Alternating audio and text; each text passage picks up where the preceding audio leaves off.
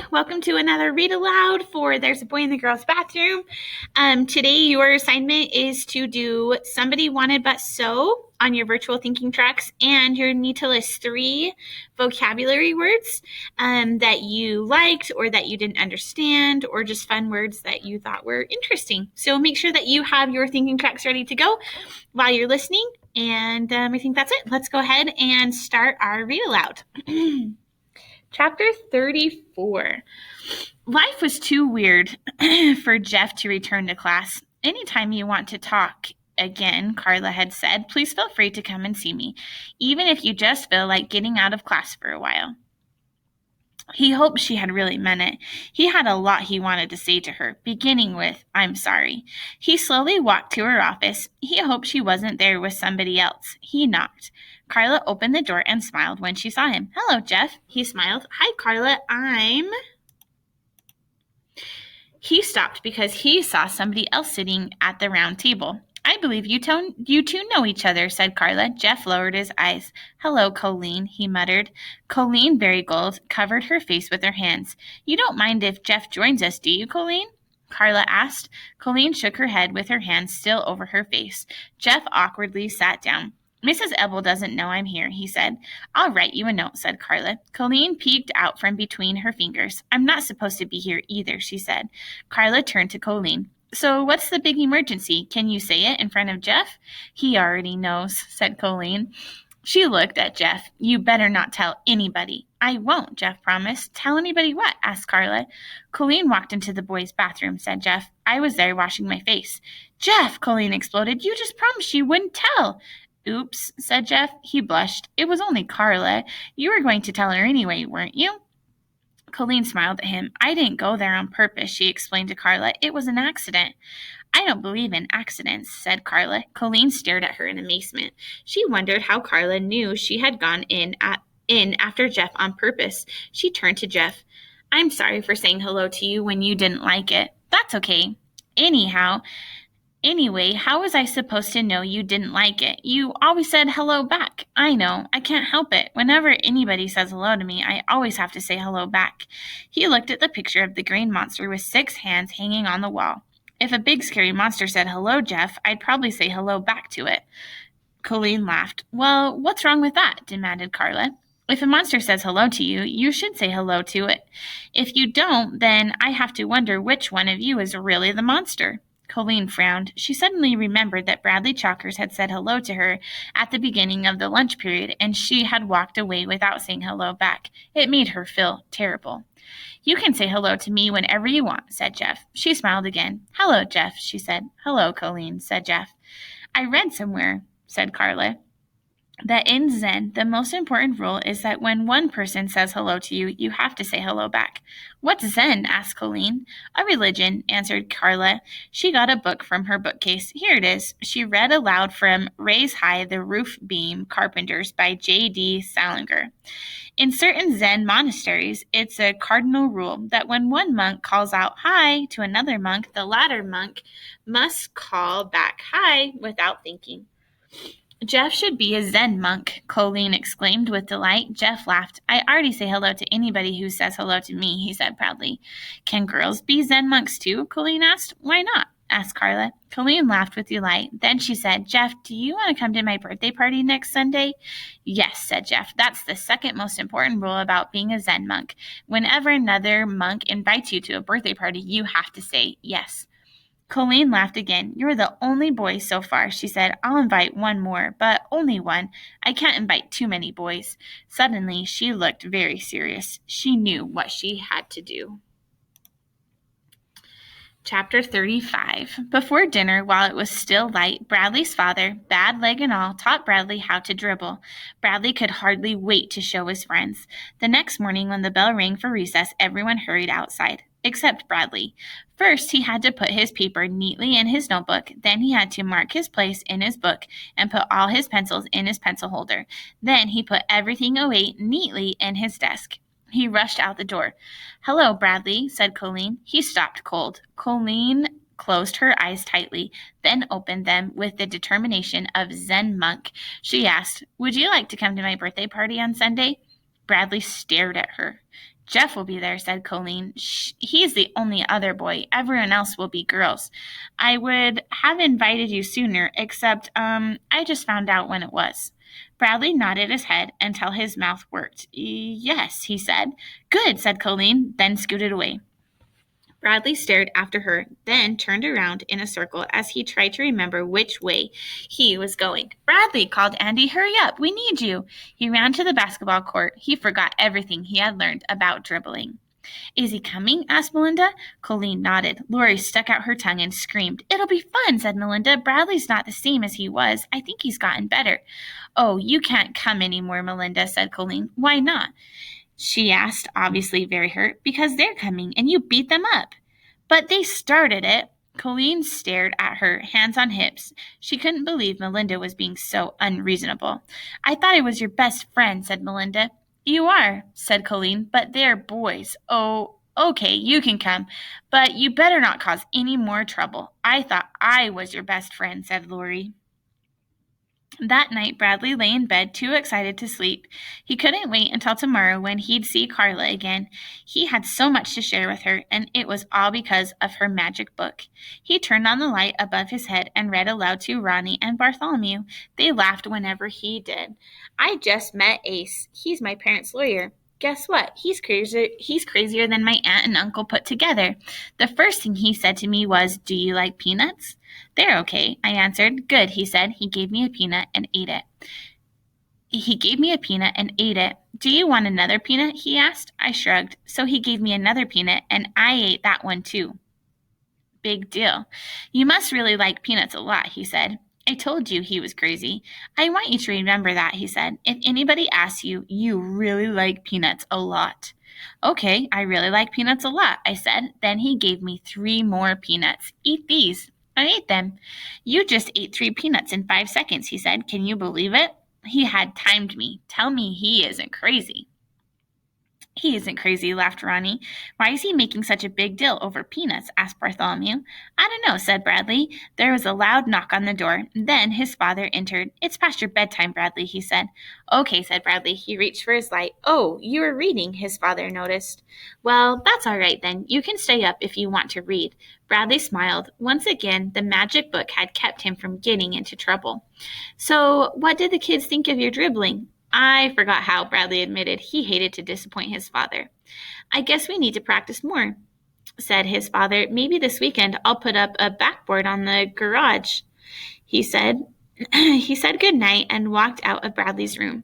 Come on, I want to hear about the peanuts, said Bartholomew. Bradley continued reading. So then he asked me, Are you good at math?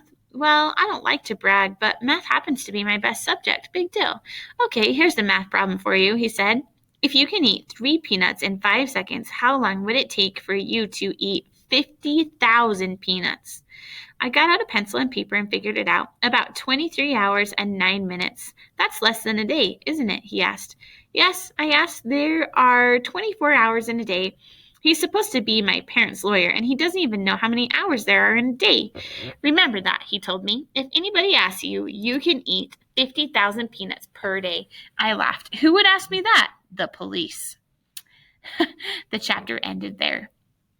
That's kind of funny. I wonder why the lawyer is asking the person in this book about how many peanuts they can eat and how fast. Maybe you know. I think I have an idea, but I don't want to give it away. All right, moving on to chapter 36. Bradley giggled as he walked to Carla's office for his regularly scheduled appointment. He couldn't wait to tell her all that had happened to him. She'll be so happy, he thought. She was waiting for him in the hall, just outside her office, but before she could say anything, he beat her to it. Hello, Carla, he said. It's a pleasure to see you today. I appreciate coming to see you. She smiled. The pleasure is mine, she replied. He laughed. He got a kick out of being polite. They shook hands, then went inside to the round table. She was wearing a dark blue shirt, almost black, with little white stars on it. She looked like nighttime. So what's new? She asked. He opened his mouth, but nothing came out. He didn't know why, but for some reason he didn't want to tell her. What's new with you? He asked. With me? Asked Scarlett. Nobody's ever asked me that before. You're always asking me what's new, he said. Why can't I ask you? You can, she replied. You can ask me anything you want. Let me see, what's new? I bought a new shower curtain yesterday, but that doesn't sound like very interesting news, does it? What color? Oh, sort of like a beige. I don't know. It doesn't really have a color. That's a good color, said Bradley. It sounds beautiful. It's okay, said Carla. What happened to your old shower curtain? He asked. It started getting a little rotten, said Carla. Was it also beige? No, said Carla. I think it was yellow when it was new, but it was sort of greenish brown when Colleen invited me to her birthday party, he blurted out. Then it all came pouring out of him. Jeff's invited too. We'll be the only boys. Everyone else will be girls. Jeff and I are friends now. The other guys like me too. We play basketball together. At first I was afraid to shoot the ball, but then everybody said, shoot, Bradley, shoot. So I shot and made it. Everyone was amazed. So was I. I still miss a lot more than I make, but I'm getting better. Everyone says so. My father taught me how to dribble. He's going to put a basket over the garage. At first they wanted to beat me up, but I said, hello, Jeff. And he said, hello, Bradley. And then Andy asked me if I wanted to play basketball. Then Colleen asked me to her birthday party, and I said yes. And she said, good. She would have asked me sooner, except she just found out when she was born. Fortunately, Carla had heard most of it already. Otherwise, she wouldn't have understood a thing he said. It's all because of you, said Bradley. You did it, Bradley, not me. It was your magic book. My book? What's that got to do with it, Bradley? What's wrong? He was crying. One second he was beaming about her magic book, and the next he was sobbing and shaking all over. Bradley? He covered his face with his hands. Tears spilled out of his eyes. What is it? Asked Carla. What happened? He shook his head. Carla rose from the table, got a box of tissues, and placed it in front of him. He pulled out a tissue, but didn't use it. I've never been to a birthday party, he blubbered. Then he hiccuped. Not a real one, where the other kids are there. He hiccuped up again. Then blew his nose. A long time ago, when I was in the 3rd grade, I went to one, but then they made me go home because I sat on the cake. Well, you're a lot smarter now than you were when you were in 3rd grade, said Carla. But I don't remember what to do, Bradley whined. Do I have to bring my own chair? Why would you have to bring your own chair? For musical chairs. That's why I sat on the cake. I got mad because there was no place else to sit. He sniffed. Will there be ice cream? Don't you like ice cream? What if they don't have enough for me? What if they only have enough for everybody else? And what about Pin the Tail on the donkey? You don't have to bring your own donkey, said Carla. He laughed through his tears. But what if I stick it in a bad place? You want to know what I think? Asked Carla. I think you're a little overwhelmed by all that has happened to you. It's scared you. You think you're Cinderella. Cinderella, he repeated and laughed again. You are Cinderella, and you've just been invited to the ball, and now you're afraid that right in the middle of Colleen's birthday party, everyone will suddenly turn into a pumpkin. He wiped his eyes on his tissue. You're afraid all the good things that happened will suddenly disappear. You're afraid everyone will suddenly stop liking you. But this isn't a fairy tale, Bradley. Your friends like you for who you are. My book wasn't magic. The magic is in you. Do I have to bring her a present? He asked. You don't have to do anything, said Carla. But it's a nice thing to do, don't you think? Colleen invited you to her birthday party because she likes you, and you give her a present because you like her and because you want to help celebrate her birthday. What should I get her? Should I get her a doll? Is that what girls like? I don't know. Everybody likes different things. Give her something you like. If you like it, then she probably will too. Give her a gift from the heart. How about a shower curtain? He asked. If it comes from the heart, said Carla. He smiled. When it was time for him to return to class, Carla said, I enjoyed your visit very much. Thank you for sharing so much with me. The pleasure was mine, he replied. He had been waiting to say that. Chapter 37. The meeting between Carla Davis and the Concerned Parents Organization was held after school in Roommate, a 2nd grade classroom. Carla sat in a chair that was too small for her and faced the parents. She crossed her ankles and folded her hands on her lap. The 5 members of the school board sat behind her. The principal sat next to her at the teacher's desk. Bradley's mother wasn't there. She was out with Bradley shopping for Colleen's birthday present. Since she didn't have any complaints, she didn't come to the meeting. The only parents who came were those who had complaints. I'd like to know what we need a counselor for?" asked a father. "Kids have enough counseling. What they need is more discipline. If they're bad, they should be punished." The other parents clapped their hands. "We need to get back to basics," said a woman. "Reading, writing, and arithmetic, and of course, computers." Her husband had a chart that showed that if the counselor was fired, there would be enough money to put a computer in every classroom. Everyone got very excited about that idea. They all loved computers. "No one is being no one is being fired," said the principal. "The purpose of this meeting is to give you a chance to ask Miss Davis questions." "She told my son it was good to fail," shouted a woman standing under a poster of an octopus. "She told him grades didn't matter." "I never said it was good to fail," Carla calmly replied. "I simply tried to help him relax. Children learn better when they're not under pressure. They do better when they can enjoy school." "My son doesn't go to school to have a good time," said the woman. "He has to get good grades so he can get into a good college." The principal reminded the parents that Mrs. Davis wouldn't see any of their children without their permission. "But why should our tax dollars pay for her to counsel other people's children?" one of the mothers complained. Several other parents agreed. A woman with red hair stood up. "My daughter came home with one of those forms for us to sign, and we refused to sign it. We didn't want her seeing the counselor. We try to give her all the counseling she needs at home, but then we found out the counselor's been talking to her anyway." "What's your daughter's name?" asked the principal. "Colleen Varigold." Carla admitted that she had seen Colleen without her parents' permission. "Colleen came into my office very upset and said she had to talk to me. She said it was an emergency." "What kind of an emergency?" asked the school board president. "It was something very personal," said Carla. "But what was it?" asked the school board president. "I'm sorry," said Carla. "I never repeat anything a child tells me." She knew Colleen wouldn't want everybody to know she had gone into the boys' bathroom. "You're not supposed to see a child without her parents' permission," said the school board president. "Now, if it was an emergency, then you might have been justified, but we have to know the nature of the emergency." "I'm sorry," said Carla. "You can tell me," said Mrs. Varigold. "I'm her mother. If there was an emergency, don't you think I should know about it?" "Ask Colleen. If she wants to tell you, she will. I can't break my promise to her." "But Colleen's just a child," said a member of the school board. "You don't have to keep promises to children." I do," said Carla. "She's been trying to make her change religion," said Colleen's mother. "Colleen came home from school and announced she didn't want to be Catholic anymore. She wanted to be a Zen monk." Carla laughed, though she knew that was a mistake. She tried to explain about saying hello back to someone who says hello to you, but nobody seemed to understand what that had to do with being a Zen monk. "You're not allowed to teach religion in public schools," said the president of the school board. "And you weren't even supposed to talk to her child in the first place." He apologized to Colleen's mother and assured her it wouldn't happen again.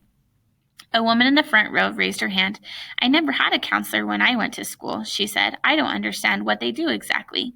"Why don't you explain to the parents what you do and how you help different children?" the principal suggested. "Mostly, I just talk with them," said Carla.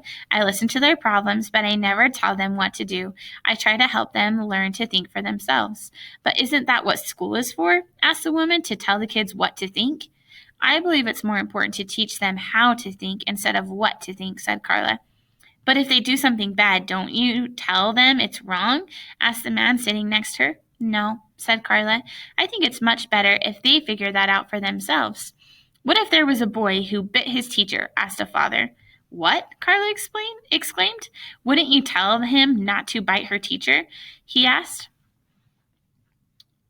"Wouldn't you tell him not to bite her?" he asked.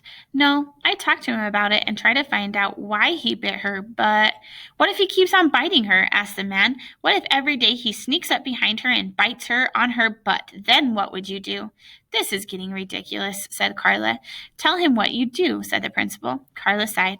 "I try to help the boy understand the reasons he wants to bite his teacher, and then help him reach the conclusion that he shouldn't do it." "How long would that take?" asked a woman. "I don't know. A month? Possibly." "And meanwhile he keeps biting his teacher," said the first man. "She could get seriously hurt." "She could die," said another man. "How would you feel then?" "What if the kid had rabies?" someone else shouted. "Don't you think he should get a rabies shot?" "I bet you'd feel different if he bit you on your butt," someone called from the back of the room.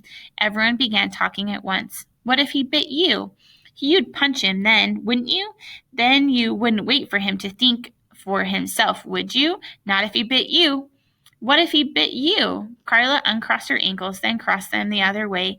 As she looked at the angry group of parents, she had the horrible feeling that they all wanted to bite her butt.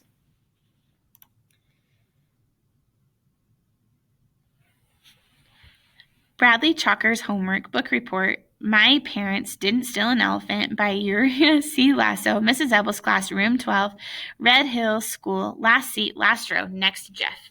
So this is chapter 38. My Parents Didn't Steal an Elephant. My Parents Didn't Steal an Elephant was a very funny and crazy book by Uriah C. Lasso, a funny author to write such a book. It is a story told by a kid. The kid's parents are in jail because they stole an elephant, except they are innocent. Hey, I just realized something. You know what? You never know the kid's name. I just realized that. You know what else, too? You don't know if the kid is a boy or a girl. I just realized that right now as I was writing this book report because I didn't know whether to write he or she. I told you I was crazy. The kid lives with his aunt and uncle. They're crazy too. They put wallpaper up in the garage for no reason. I told you they were crazy. Ace is crazy too. He's the lawyer for the kid's parents. He makes the kid practice crying for an hour every day so the kid will be able to cry good in court. Only when the kid finally gets to court, the kid doesn't cry. The kid laughs. Then everybody else laughs too. Then the kid's parents get to go home because they're innocent. Except, do you want to know something? I'm not so sure. I mean, if they really were really innocent, then who ate all the peanuts? I told you it was crazy. The end. The end. Absolutely wonderful, said Carla. Is it good? Asked Bradley. You captured the very essence of the book. He smiled, even though he didn't know what essence meant. They were sitting around the table. It was Thursday before school. Bradley had to turn in his book report to Mrs. Ebel, but he wanted Carla to see it first, just in case he ripped it up. Carla was wearing a fluffy pink sweater. I always wondered what happened to the peanuts, too, she said. Me too, said Bradley. And they could have hid the elephant in the garage. That's why they put wallpaper there, to cover up the fingerprints. Do elephants have fingerprints? Asked Carla. Maybe they have trunk prints, he laughed. Well, I have to go to Mrs. Ebel's class. Here's your book back. Thank you. I didn't write on it or spill food or anything. I'd like for you to keep it, said Carla. It's my present to you. But I thought it was one of your favorite books. It is. That's why I want to give it to you. If I didn't like it, then it wouldn't be much of a present, would it? He smiled. I wish I had a present to give you, he said. You already gave me one. I did? What was it? The book report. The smile left his face. What's the matter? Well, I'm supposed to give it to Mrs. Ebel, but that's okay. You can have it. It wouldn't be much of a present if I didn't want it to. Carla laughed and shook her head. That's very sweet, Bradley, but that's not what I meant. I want you to give it to Mrs. Ebel. It just makes me very happy that you did such a wonderful job. That's the present you gave me. Really? Oh, shoot. Sorry. Really? Really, said Carla. It was the best present I could have gotten. He thought that was great. He was able to give it to Carla and still give it to Mrs. Ebel. What's wrong? Carla wiped her eyes. The corners of her mouth trembled. Are you crying? He asked. Bradley, I have something I have to tell you, she said. I hope you can listen to what I have to say without feeling scared or upset. He suddenly felt very scared and upset. Tomorrow will be my last day here at Red Hill School. Huh? That's why I'm so glad you've written such a wonderful book report. I know you can continue to do good work without me. I am very proud of you. You're leaving? She nodded. I've been transferred. I'll be teaching kindergarten at Willow Bend School. But I want to thank you, Bradley. You've made my short time here very special. I'm so glad we got to know each other. You're leaving? We can still see each other, she said. Saturday, He shook his head. No, you can't go. It's not fair. I have to. He couldn't believe it. What if I don't do my homework? Then you'll have to stay and make me want to do it again. She smiled warmly at him. Her blue eyes glistened. You're on your own now, Bradley. I know you'll do wonderfully. No, it's not fair, he stood up. You tricked me. Carla stood too. He walked around the table toward him. I hate you, he shouted in her face. I know you don't mean that. Yes, I do. I hate your stupid book, too. He picked up My Parents Didn't Steal an Elephant by Uriah C. Lasso and threw it at her. Then he picked up his book report. Bradley, please. He ripped it in half. He stretched his mouth so wide it was hard to tell whether it was a smile or a frown. He tore his book report again and dropped the pieces on the floor. "I hate you," he shouted, then ran out of the office. Oh, shoot. He ran into the boys' bathroom. He leaned over the sink and cried. His face throbbed as he watched the water wash down the drain. There was a knock on the bathroom door. "Bradley," said Carla, "are you all right?" "Go away," he yelled. "I hate you." The door slowly opened and she stepped inside. "You're not allowed in here," he said. "I think it's important that we talk," said Carla. "That's how friends handle their problems, by talking about them. That's why we've become such good friends, because we've learned to talk to each other. I'm not your friend. Why would I want to be your friend? Why would I want to be friends with you? I hate you." "I like you, Bradley. I can like you, can I? You don't have to like me." "I'm not going to Colleen's birthday party," he said, "and I don't like Jeff either, and I'm never going to do my homework ever, and I'm going to fail all my tests." "Do you want to know what I think? I think you're worried that now that I'm leaving, everything will turn bad again. You think that Jeff won't like you anymore, and Colleen won't want you to come to her party, and Mrs. Apple will give you bad grades no matter how hard you try. This is the boys' bathroom." "But it wasn't me who magically changed your life, Bradley," she said. "It was you. You're not Cinderella, and I'm not Prince Charming." "You're not allowed in here," he said coldly. "Saturday, I'm going to need someone to help me move all my things out of my office," she said. "I would appreciate it very much if you would come and help me. Then, afterward, we could have lunch together. We can go to a restaurant, just the two of us." He wanted to go to her, to hug her in her soft pink sweater, but he couldn't. He felt like his insides were being ripped apart. "It will be lots of fun," said Carla, "and it would be a great help to me. I have to use the toilet." "Maybe I'll see you on Saturday," said Carla. "I would like that very much." She turned and walked out the door. Bradley stayed in the bathroom until the bell rang. Then he went home sick. All right, guys, we're going to go ahead and stop there. Make sure that you get your thinking tracks done, and I'll see you later.